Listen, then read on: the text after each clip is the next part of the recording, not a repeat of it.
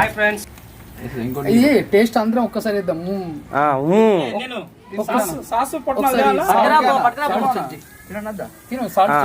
ఇగో ఈయన మా వాడకి పెద్ద మనిషి, ఇప్పుడు అన్నిటికీ ఈయనే స్పాన్సర్.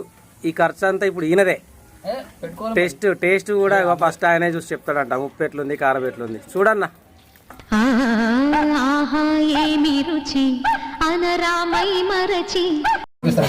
ఏమైంది బొడియా? సూపర్. మనం చిన్నగా వంటశాల పెట్టుకోవచ్చా? ఒక్కదానికే ఎలా అలవాయా? ఎవరైనా ఆర్డర్ ఇస్తే చేయొచ్చా? నెక్స్ట్ మనమే. ఇక మన లైన్ లో ఏం జరిగినా ఇక నుంచి మనమేనా?